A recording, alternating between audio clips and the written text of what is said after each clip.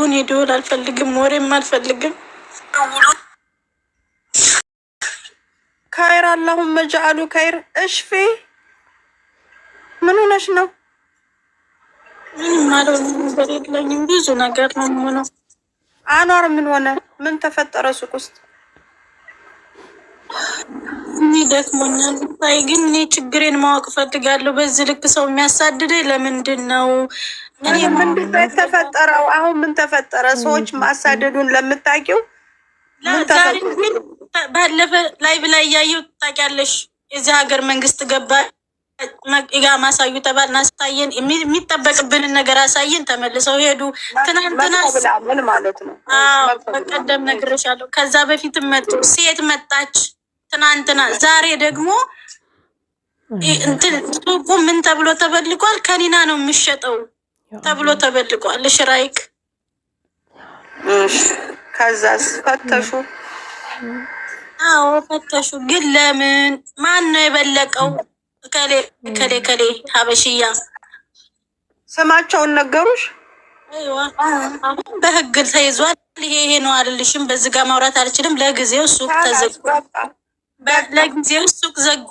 አሁን ተከፍቷል። ምሽቱን ከፍተውታል። ግን ለምንድን ነው እኔ እንደዚህ ህዝብ ለምንድን ነው እኔ አልገባኛል። ራሴ ማወቅ ፈልጋለሁ። ችግሬ ምንድን ነው? ስህተቴ ምንድን ነው? ህዝብ ያርመኝ። በግል ውስጥ ለውስጥ በመሄድ ጨርሻለሁኝ።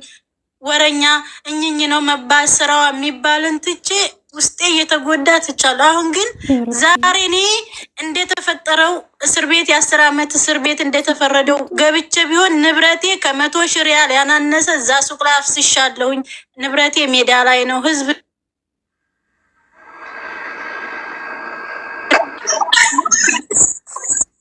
ገብቶሻል? እኔ ከሆነ በኋላ እከከ ነው። ገብቶሻል?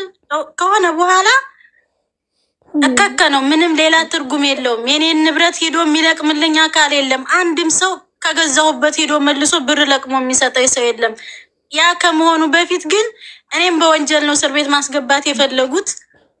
ችግሬ ይታወቀኝ ነው። በቃ ችግሬ ይታወቀኝ ነው። ኦኬ አሁን አንቺ በዚህ ልክ ለምን አዚዛ ወደ ሸዋዬ ወሬም ቢደጋግሙት ምንም ጥቅም የለውም። እንደዛ ብለው ጠቁመዋል። የጠቆሙት ሰዎች ታውቀዋል። ራሳቸው ይላበሱታል። በቃ ጥላት ለምን ኖረኝ አይባል። ምን በቃ ካላስ በቃ ስለማይወዱሽ ጥላት ስለወደደሽ አይደለም ስለማይወዱሽ ነው። እኔ ዛሬ የተፈጠረው ነገር ለእኔ አይደለም ያሰብኩት። አኗር እና ሀያት ምንም በማያውቁት ነገር ሰራተኛ ናቸው ብላቸው እነሱ ብዙ ሰዎች ያነቃቃል። አሁን ለምሳሌ የጆከር እና የሙኒት እሷም ወዳጆች አሏት፣ እሱም ተጽዕኖ ይፈጥራል። ሌላው ዝም ብሎ የሚቆምጥ የትም አይደርስ። ሌሎችንም እንደዚሁ ተጽዕኖ የሚፈጥሩ ሰዎችን ባይጣሉ ጥሩ ነው። በተለይ አንድ አይነት ብሔር ከሆኑ ዘመኑ የብሔር ነው። በጣም በሚያሳዝን ሁኔታ የአንድ ብሔር ተወላጆች ባይጣሉ ደስ ይለኛል። ሌላ የራሱን ፖለቲካ እየሰራ ነው። ስለዚህ እናንተም የራሳችሁን ፖለቲካ በደንብ እንዲቋጭ የማድረግ ስራ መሰራት አለበት።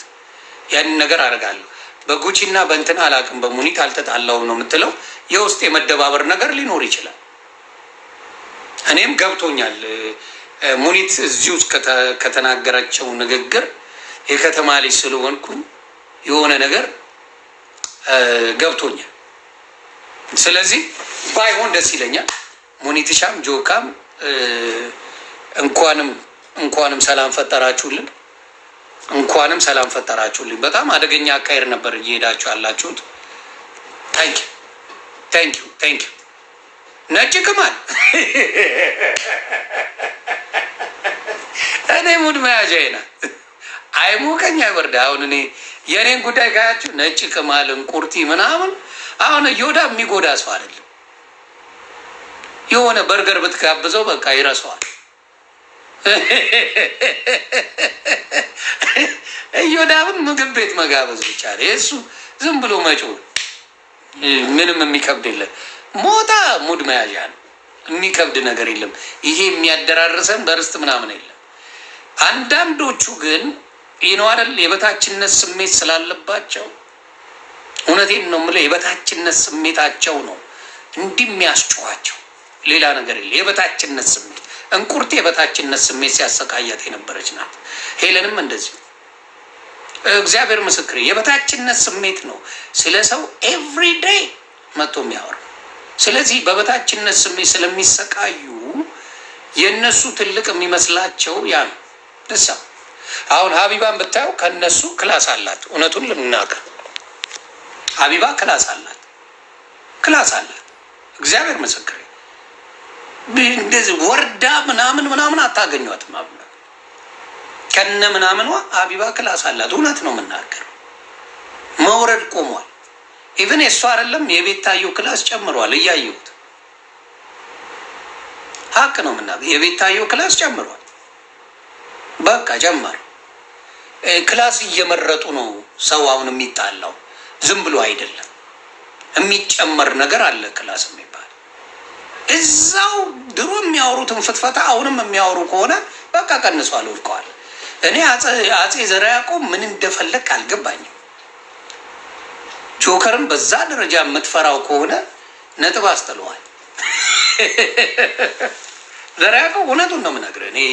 እኔ የምትመቹ የነበረ አንተም አኪላም፣ ግን ጆከር ላይ ያለ ነገር የሆነ ፖለቲካ ለመስራት በአማራ ለማስጠላት ኢምፓስብል የማይቻል በአማራ ፖለቲካ ውስጥ እኛ በደንብ ሳንሳደብ ነው የምንናገረው ምናምን ብሎ ጆከር የሚሰድባቸው ይሻላቸዋል። እውነቱን ልንገር፣ ጆከር የሚሰድባቸው እየቀጠቀጣቸው ጆከርን ይወዱታል። ምንም ማድረግ አይቻልም።